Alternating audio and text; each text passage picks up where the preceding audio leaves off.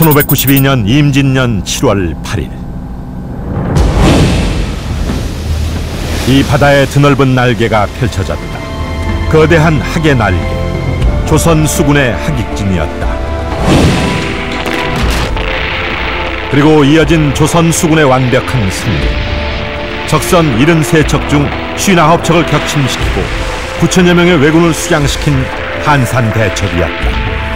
한마디로 얘기하자면 히데요시의 조선 침략에 사형 선고가 내려진 해저이다. 이순신과 조선 수군, 그들은 과연 어떻게 이겼을까? 이순신의 전투 보고서를 토대로 한산 대첩과 학익진을 철저하게 분석한다.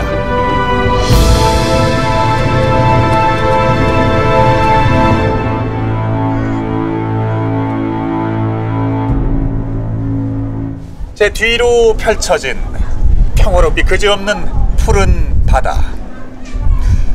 이곳은 임진왜란 3대 대첩 가운데 하나인 한산 대첩의 현장입니다. 임진왜란 초기 조선과 일본의 운명을 건 한판 승부가 펼쳐졌던 곳이죠. 이 한산 대첩 하면 가장 먼저 떠오르는 것, 바로 학익진입니다. 학익진. 이순신은 장계에서 마치 학의 날개를 펼친 듯한 진법을 통해 일본 수군의 압승을 거두었다고 보고하고 있습니다. 이 한산 대첩을 승리로 이끈 학익진은 과연 어떤 진법일까요? 역사 스페셜. 오늘은 이 한산 대첩의 현장에서 학익진과 한산 대첩의 승리의 요인들을 철저하게 분석해 보겠습니다. 이순신은 무장으로서는 보기 드물게 많은 기록을 남겼다.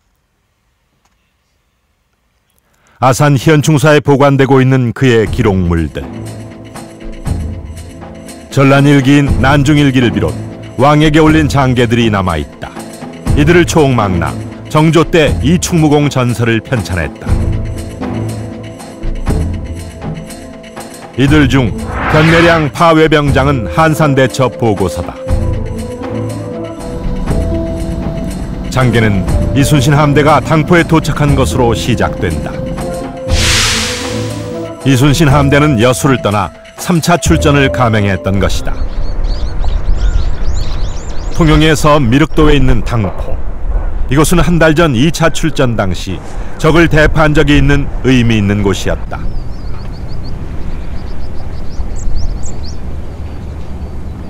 이날 중요한 정보가 입수됐다. 미륵산으로 피해 있던 피난민이 결정적인 제보를 해온 것이다. 여기 다리 보이시죠? 예. 저기가 바로 견내량입니다.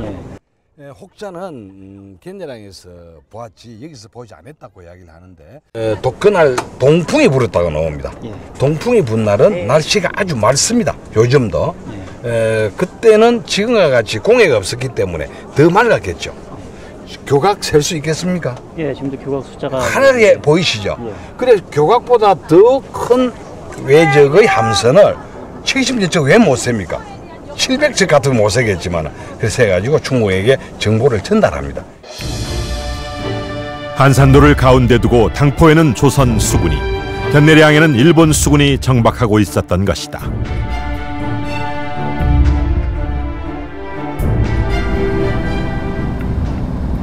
견내량은 통영과 거제 사이의 바닷길, 최소 폭 180m, 길이 4km의 좁은 물길이다. 당시 일본 수군이 정박한 곳은 어디일까? 우리나라 장군도 좀 그래 하겠어요. 통신수일에 대해서 뭐 하나 그런 70여 척 머물렀다고 하는 포구가 바로 이 포구입니까? 예. 바로 여기 요 땅 전부가 그 당시에 항구였습니다. 그러니까 저 끝에서부터 시작해서 저 교회에 있는데 비닐하우스 있는 저 마을 안에까지가 말이죠. 전부 포구로 다 되어 있었습니다. 제보자는 김천손이라는 인물이었다. 조선 수군이 이제 그 김천선으로부터 그런 정보를 이제 획득한 시기가 저물 무렵, 해가 지어가지고 이제 저녁을 준비하는 그런 시점이기 때문에 조선 수군이나 일본 수군 할 것 없이 이제 해상 활동을 안 하고 정박해 있는 상태입니다. 그래서 이제 그날 저녁에 이제 그런 작전 계획을 수립하게 되는 겁니다. 이순신은 즉각 경상우수사 원균, 전라우수사 이혁기와 작전회의를 열었다. 원균은 곧바로 견내량으로 쳐들어가자고 했다. 그러나 이순신의 생각은 달랐다. 정면 공격만 주장하는 원균. 이순신은 그런 원균을 향해 병법을 모른다고까지 했다. 전라좌수사 이순신. 그는 병법에 능숙한 장수였다. 발포만호 시절 전라감사 손식이 병법에 대해 물었다. 이순신은 각종 진법을 그림을 그려가며 능숙히 대답해 전라감사가 감탄했을 정도였다.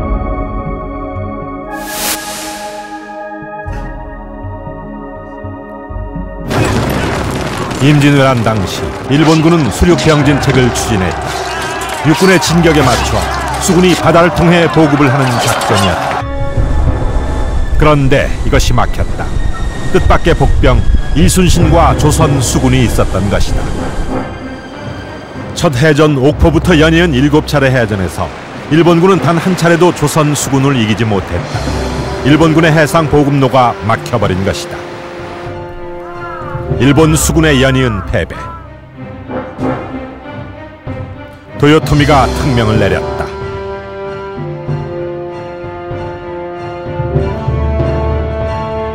일본의 정예 장수들에게 연합수군을 구성, 조선 수군을 먼저 격파하라는 명령을 내린 것이다.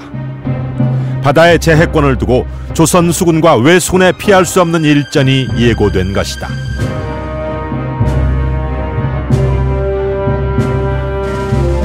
도요토미 특명으로 한양까지 진격했던 외장 와키자카 야스하루는 다시 남하해야 했다.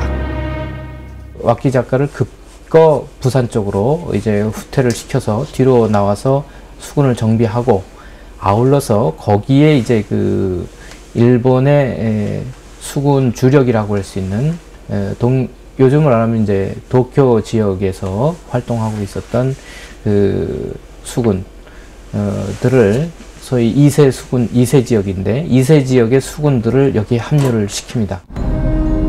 대규모 일본 정예 수군을 맞이한 이순신. 그는 전투 장소를 고민했다.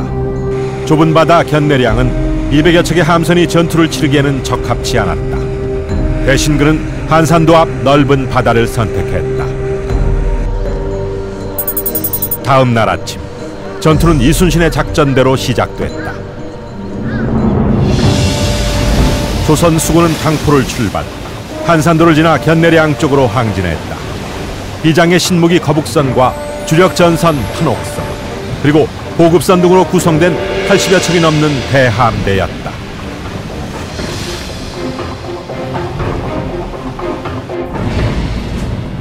마침내 조선 수군은 적의 정탐선을 만났다. 이순신은 즉각 대여섯 척의 판옥선으로 이들을 뒤쫓게 했다. 한산대첩의 서막이 오른 것이다.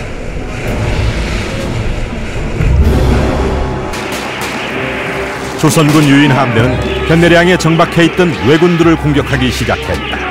적도 응전을 해왔다.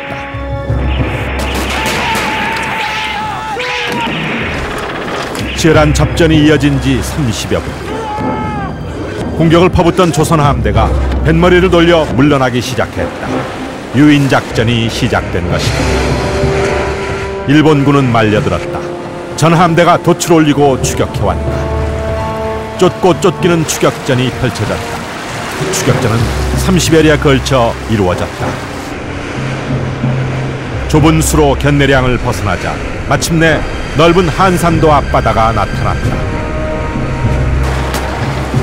순간 조선 함대를 뒤쫓던 일본군은 경악했다. 수많은 조선 함대 본진이 그들 앞을 막아선 것이다. 하객진이었다. 조선 함대는 일본 함대를 완전히 에워쌌다.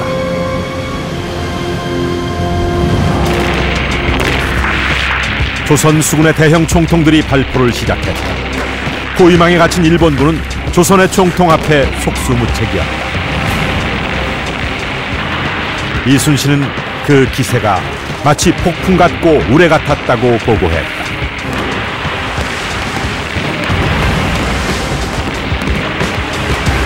전세는 금방 한가름 났다. 조선 수군의 압승이었다. 적선 59척이 깨지고 9천여 명의 일본군이 전사했다. 해질녘 전투는 완전히 끝이 났다. 임진왜란 발발 3개월, 수세에 몰렸던 조선이 왜군에게 가한 일대 반격이었다. 한산대첩, 이순신의 치밀한 전술과 하객진이라는 진법으로 일군 대승이었다. 일본 수군의 정예와 맞붙어 완벽한 승리를 거뒀던 한산대첩. 이 한산대첩의 하이라이트는 역시 하객진이었습니다. 이순신은 하계 날개처럼 함대를 넓게 펼쳐 적을 포위해 외선을 괴멸시켰습니다.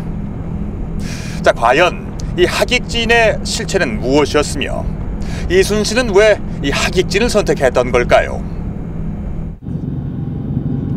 하객진은 어떤 진법이었을까? 전남 완도군의 고금도. 이곳은 정유재란 이후 이순신이 삼도 수군 통제영으로 삼았던 곳이다. 이순신을 모시는 사당 충무사. 펼쳐봐 주시죠. 이곳에는 조선 수군의 진법을 그린 전진도첩이 보관돼 있다. 전라 우수영 전진도첩. 각종 진법이 그림으로 남아 있다.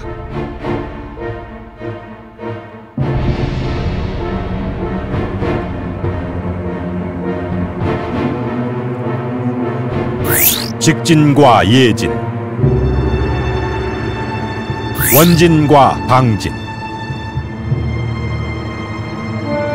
하객진과 곡진 등 조선 전통의 진법들.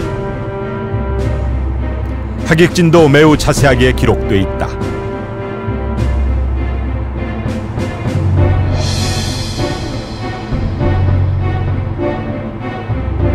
우선봉 거북선, 좌선봉 역시 거북선이다. 그리고 각 지역부대의 위치도 정확하게 표기돼 있다. 오른쪽은 군산, 한평, 무안 등 지역부대가 맞고 한가운데는 중군이 위치하고 있다. 왼쪽은 진도, 해남 등의 부대가 맞고 있다.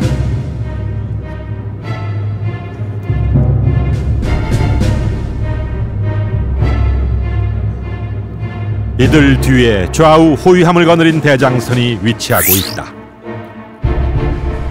그런데 우수영 전진도첩의 하객진은 임진왜란 150여 년 후의 기록이다. 그렇다면 조선 초기의 진법은 하객진을 어떻게 기록하고 있을까? 하객진에 대한 기록이 문종대의 진법서인 신진법에 나온다. 여기에는 하객진은 가로로 펼친 횡렬진이라고 돼 있다. 또 신진법은 하객진을 기장의 형세로 표현하고 있다. 기장이 무엇일까? 한산대첩 때 적장인 와키자카 야스하루. 그의 기록에도 기라는 단어가 나온다.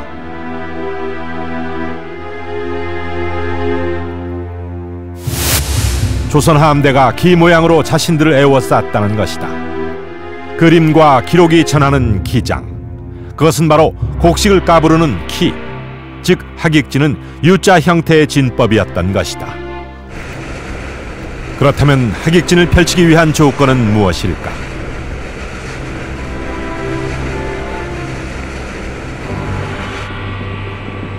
첫째는 상대를 압도하는 우세한 전력이 필요했다.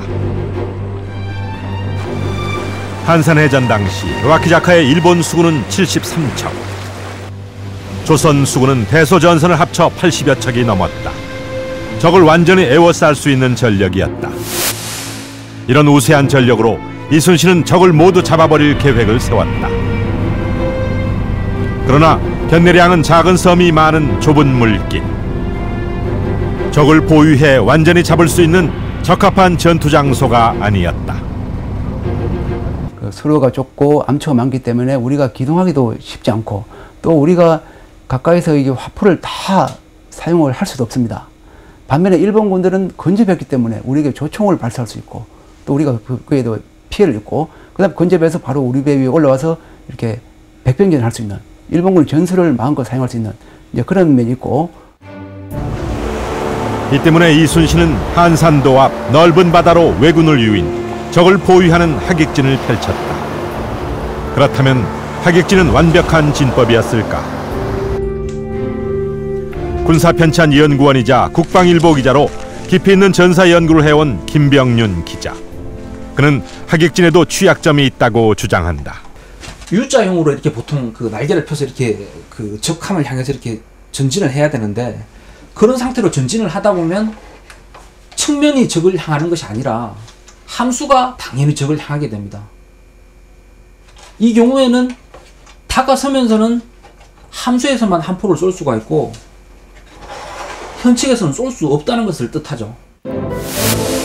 이순신은 하객진을 펼친 채 모든 판옥선이 전진하도록 했다.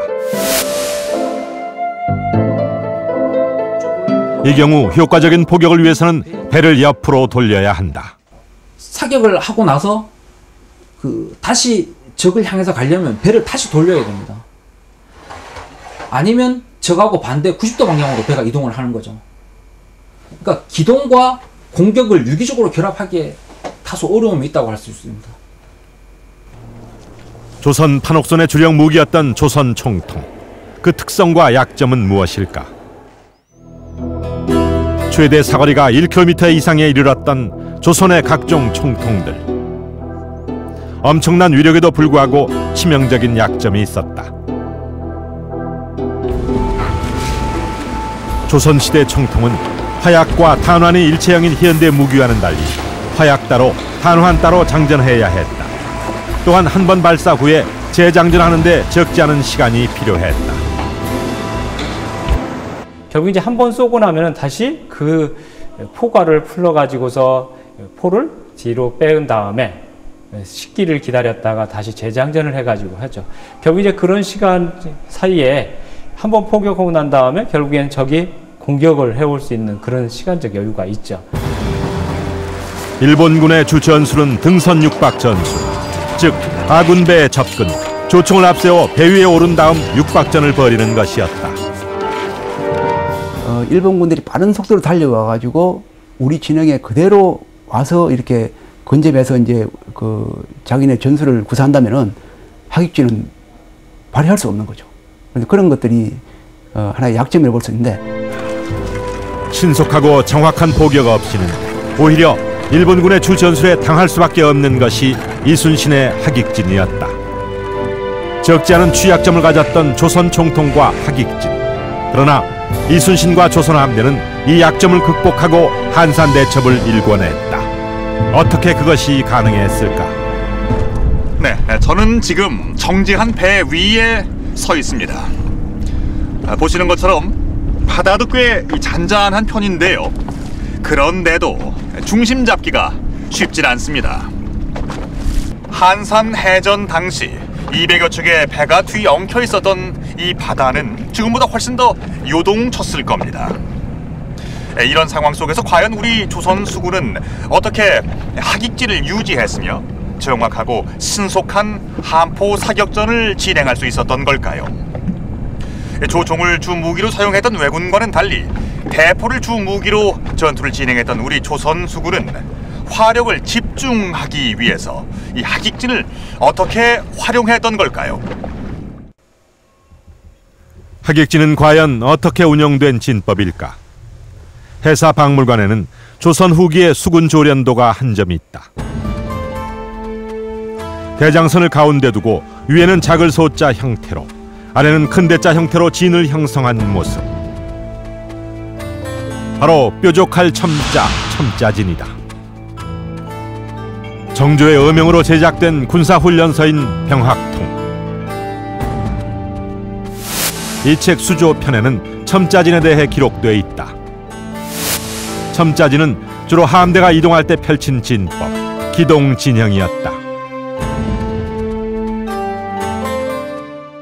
다양한 크고 작은 군선, 병력도 많고 적은 병선, 또 그다음에 무기도 다른 그러한 그 군선들이 일정한 속도와 한 지휘관의 지휘에 따라서 일정한 속도와 일정한 방향으로 각 적이 있는 곳까지 가는 것이죠. 간 다음에 바로 전술 진영으로 바꿀 수 있었다. 전투가 임박하면 첨자진의 함대는 바로 양옆으로 펼쳐 섰다. 그렇다면 어떻게 진을 펼쳤을까? 첨자진의 앞쪽에는 전사와 우사, 뒤쪽에는 좌사와 후사가 위치하고 있었다.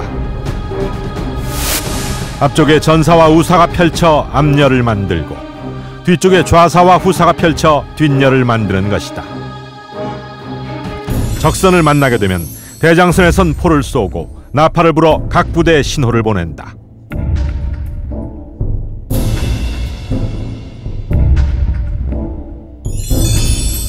이러한 대장선의 신호에 따라 각 부대는 첨자진에서 횡렬진인 하객진으로 진영을 변형한다는 것이다. 이렇게 항진하던 첨자진이 적을 만나 전투 태세를 갖출 때는 미리 약속된 위치로 옮겨 하객진을 형성해야 했던 것이다.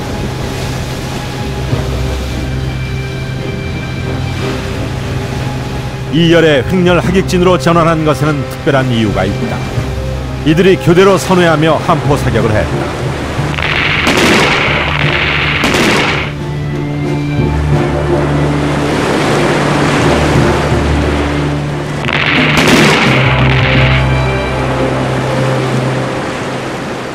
이것은 뭐냐? 사격의 공백기를 없애고 계속적으로 단발의 우리 총통을 대포를 연발로 쏘게 만들 수 있는 그러한 전술이다. 그러니까 매우 아주 지혜로운 전술이에요. 그렇다면 이순신 함대는 하객진으로 어떻게 전투를 치렀을까? 각선 도번에 남아있는 판옥선 원형 그림.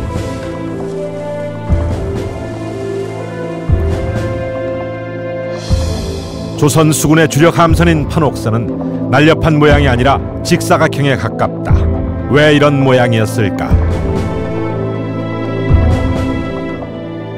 만약에 할 수만 있다면 이쪽 현측에서 적을 향해서 일제 사격을 가한 이후에 여기에서 그 함포를 재장전에 걸리는 시간보다 배를 반대쪽으로 돌리는 데 드는 시간이 더 짧다면 돌리는 게 이상적이죠. 재장전을 하는 시간 동안 배를 선회하는 것은 조선 수군의 공식 전투 지침이었다. 조선 후기 전투 지침서인 수조규식에는 선회와 포격 방식이 기록돼 있다. 즉 타수가 배를 돌리면 전후 좌우 네 곳의 포가 일제히 발포한다는 것이다. 따라서 판옥선의 방향 타인 키가 핵심이었다. 제일 먼저 현측을 개방을 해서 적에게 공격을 한 다음에 선회를 하면서 계속 사격이 가능한 겁니다. 함수에도 화포를 배치할 수 있기 때문에 도는 순간에도 여기서 다시 발사를 하고 완전히 돈 다음에 반대쪽 현측에서도 적을 향해서 사격을 갈 수 있는 겁니다. 날렵한 유선형 대신 직사각형 형태의 판옥선. 이 덕분에 사면에 함포를 설치, 선회하면서도 끊임없이 발포할 수 있었던 것이다.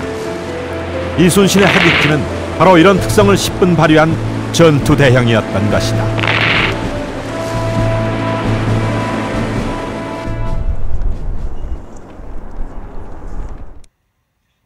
그렇다면 실제로 전투에 사용된 총통의 성능은 어땠을까? 파손된 지자 총통이 조선 총통 성능의 한계를 말해주고 있다. 이제 많은 양의 화약이 안에서 폭발을 하기 때문에 일단 뜨거워게 달구어질 것이고, 그것을 무리하게 이제 연속적으로 사용했을 경우에는 파괴돼 가지고서 사용되지 못하는 그런 사례가 나타날 가능성은 충분히 있다라고 생각이 됩니다. 그런 의미에서는 뭐 교대로 사용을 해 가지고서 아무래도 그런 무리를 좀 최소화하는 그런 방식도 이루어졌을 거라는 생각됩니다. 저는 거의 동일하다. 그렇다면 이순신은 이런 총통의 한계를 어떻게 극복했을까? 도면을 직접 제작, 판옥선을 복원한 전문가를 찾았다. 비결은 바로 판옥선에 있었다.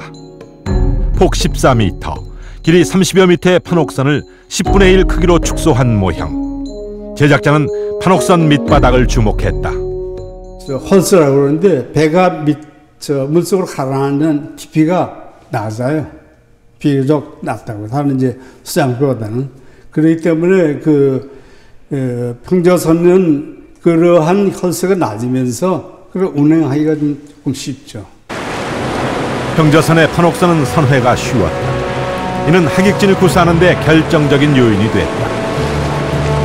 일본 장수였던 와키자카 야스하루도 당시 조선 함대의 선회를 기록으로 남기고 있다. 조선 함대가 일제히 방향을 바꿨다는 것이다. 이순신은 판옥선의 장점을 살려 결정적인 순간에 배를 돌린 것이다. 그런 다음 포격과 선회, 다시 포격을 반복하며 적선을 정밀하게 타격했다. 압승의 비결이었다. 조선 판옥선에 대한 일본군의 평가가 선조실록에 남아있다. 그들은 조선 판옥선과 싸우기 어렵다고 했다. 배가 높아 붙잡고 오르기 어려우며 대포 또한 무섭다고 일본군은 평가했다.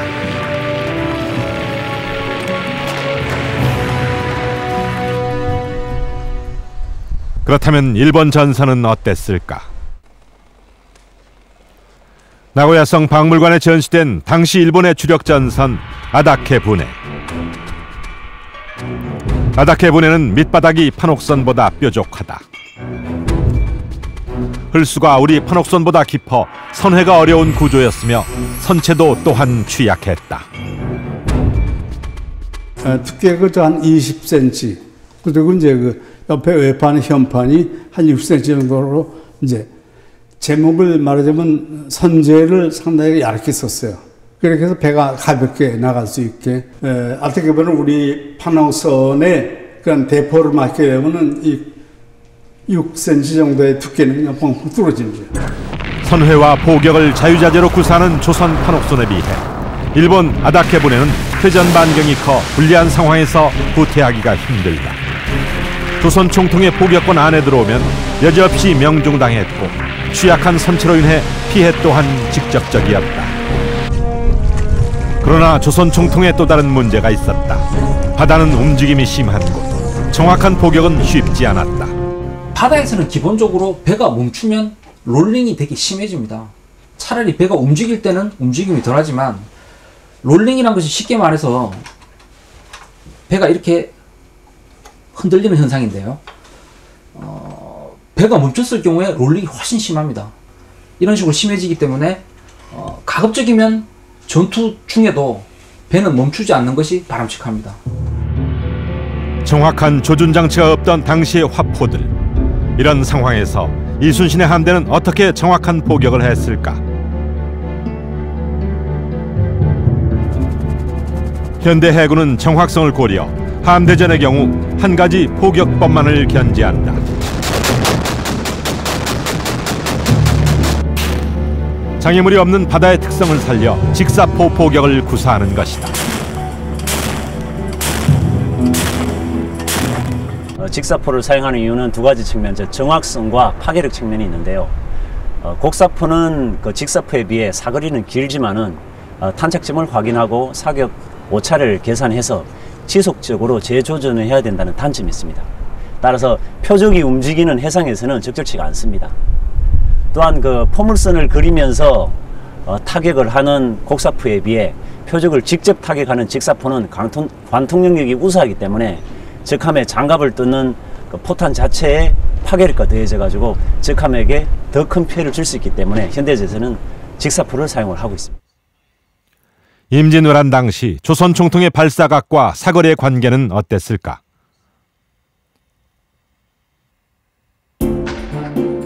천자 총통과 대장군전의 발사와 유효 사거리를 분석한 한 논문에 따르면 5도 각도로 발사하면 사거리는 152m, 10도로 발사하면 289m, 5도 각도 차이에 137m의 차이가 났다. 5도 각도 발사에 롤링 5도가 더해지면 사거리 편차가 137m에 이를 수 있다. 가까이서 쏴야 정확한 포격이 가능하다는 결론이다. 배의 흔들림에 따른 사거리 오차가 너무 심하기 때문에 포신을 이렇게 수평에 가까운 방식으로 이렇게 사격을 해서 쏘는 것이 현실적입니다. 그래서 어떤 전근대 유럽 해군들도 그것 때문에 어떤 그 해전에서는 기본적으로 그 직사 사격 위주를 했고요. 그렇다면 조선 수군도 직사 포격을 했을까? 해사 박물관에 보관돼 있는 다양한 수군 관련 기록들. 조선 후기 수군들의 훈련 방식을 기록한 이 규범들은 조선 수군의 훈련과 전투 방식을 알 수 있는 소중한 자료다.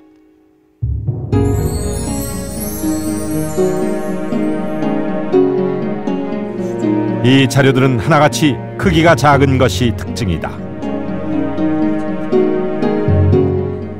현장에서 사용할 수 있도록 요즘으로 말하면 이제 수첩식으로 이렇게 만들어서 작게 만든 현장용 그 지침서라고 할 수 있습니다.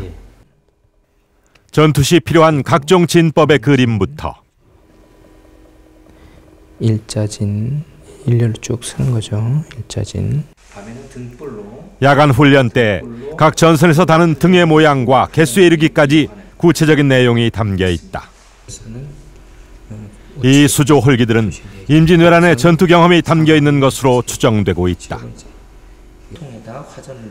이들 기록물 중에는 조선 수군의 총통 발사 기준이 제시된 것이 있다. 수조 규식에 따르면 총통은 적선이 200보 이내 접근했을 때 발사하도록 하고 있다.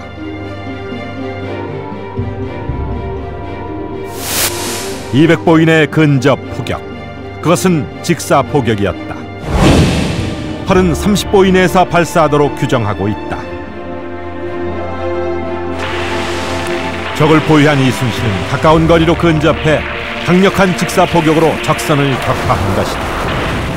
임진왜란을 통해서 또는 그 시기를 통해서 우리나라가 가지고 있던 고유의 어떤 작전, 그리고 또 중국 수군의 영향, 이런 것들이 그대로 이제 발전됐다고 보여집니다. 그래서 비록 그것들이 이제 그 훈련 절차이지는 하지만 종래에 이제 임진왜란 때에도 그런 훈련에 의해서 임진왜란이 일어나기 전에 이순신 장군이 훈련을 했고, 또 그것을 바탕으로 전투를 치렀다고 보여집니다. 바다 한가운데서 적을 모두 잡아버리겠다는 전략 목표를 세웠던 한산해전. 한산해전은 하객진이라는 적절한 진법과 탁월한 선회 능력을 가진 판옥선, 그리고 조선 총통의 강력한 직사 포격으로 거둔 찬란한 승전, 빛나는 대첩이었다.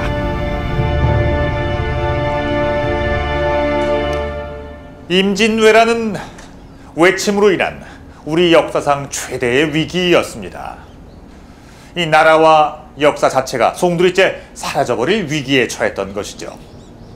바로 그때 이 바다가 있었고, 이곳 한산도 앞바다에서 이순신의 빛나는 승리가 있었습니다. 임진왜란 3대 대첩 중에서도 이 한산대첩이 갖는 의미는 남다른 데가 있습니다. 이 한산대첩으로 발발 3개월이 지난 임진왜란은 새로운 전환점을 맞게 됩니다. 한산대첩은 임진왜란의 일대 전환점이 됐다.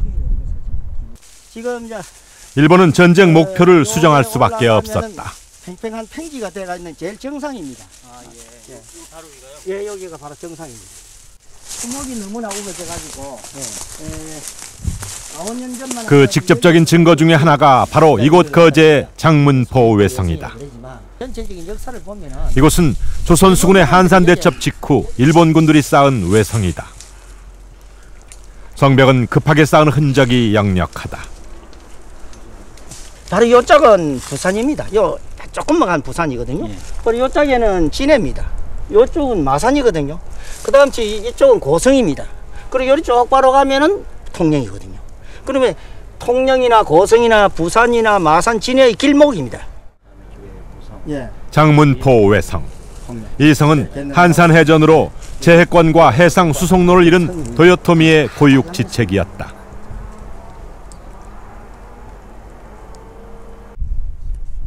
한산해전의 패배.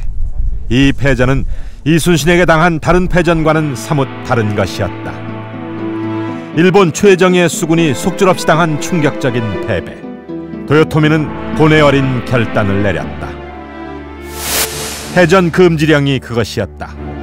도요토미는 거제에 성을 쌓고 농성을 하라는 명령을 내렸다. 개전 초기 일본 육군은 중로, 좌로, 우로 세 경로를 통해 화죽지세로 북상, 멀리 함경도까지 진출했다.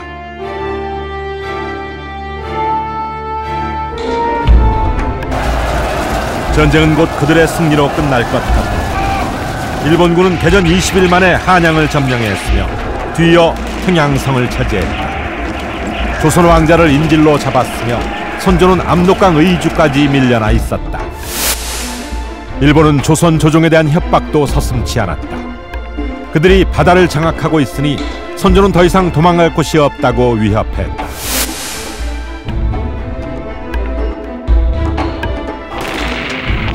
그러나 이순신의 한산 대첩이 있었다. 이 대첩으로 일본의 야욕은 여지없이 꺾이고 말았다.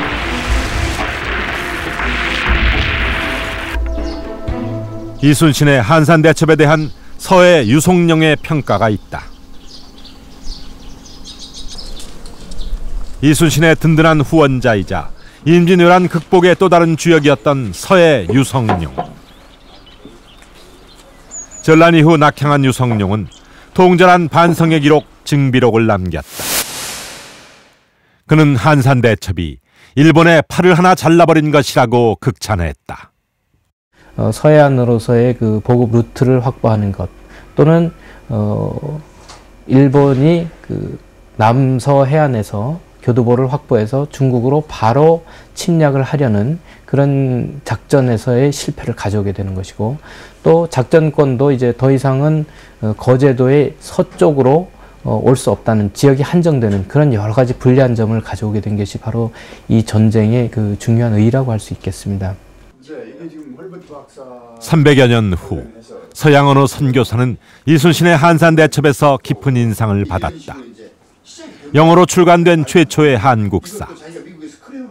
이 책을 자기가 15년간 공부해서 또 연구해서 탐구해서 이 책을 출간했다고 그렇게 스스로 말씀하셨어요. 그래서 한국 역사에 대해서는 당시로 보면은 어느 누구보다도 한국 역사를 포괄적으로 가장 많이 알고 계시는 분 중에 한 분이었죠. 책의 저자는 구한말 한국의 선교사로 왔던 호머 헐버트 박사. 유일한 영어본인 그의 한국사 책은 서양인들에게 큰 영향을 끼쳤다. 그는 한산 대첩을 일본의 침략에 대한 사형 선고라고 표현했다. 또한 한국의 살라미스 해전이라고 했다. 이순신의 한산 해전에 대한 서양의 관심과 연구는 지금도 진행되고 있다. 영국 북부의 리즈 대학. 이 대학에서 일본사를 연구하는 스티븐 턴블 교수.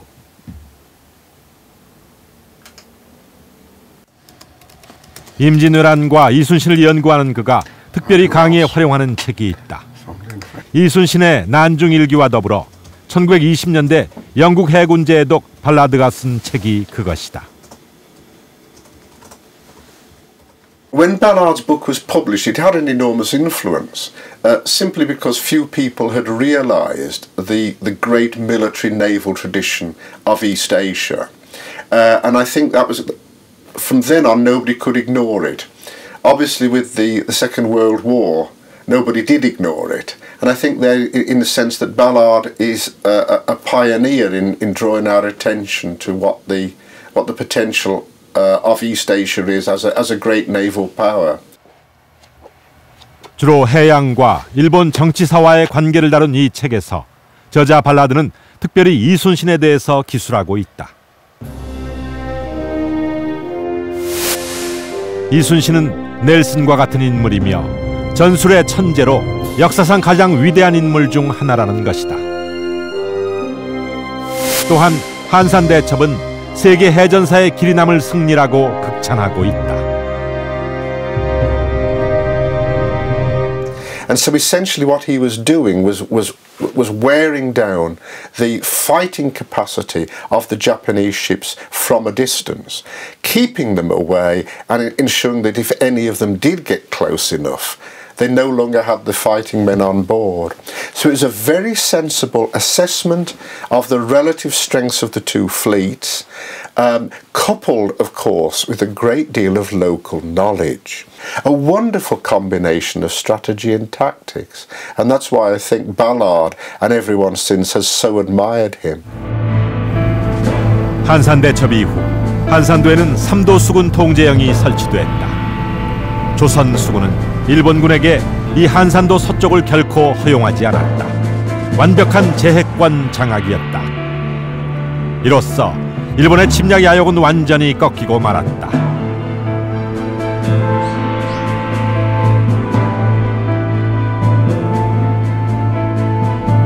1592년 7월 8일 거대한 학이 날개를 펼쳤던 한산도 앞바다.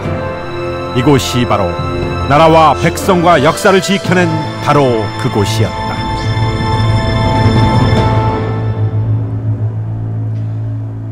임진왜란을 사실상 종결시킨 한산대첩. 이 한산대첩을 승리로 이끈 것은 하객진만이 아니었습니다. 넓은 바다 위에서 적을 포위하는 하객진이란 진법에 적의 전함대를 유인해 들여온 치밀한 전략, 그리고 조선 수군의 가장 강력한 무기인 화포와 화력의 집중을 위해 판옥선의 선회 능력을 활용한 뛰어난 지략 등 이 모든 것이 조화롭게 어우러졌기에 이룰 수 있었던 승리였습니다. 또한 이 바다마저 적에게 내줄 수는 없다는 이순신과 조선 수군의 필승의 정신이 있었기에 가능한 승리였습니다.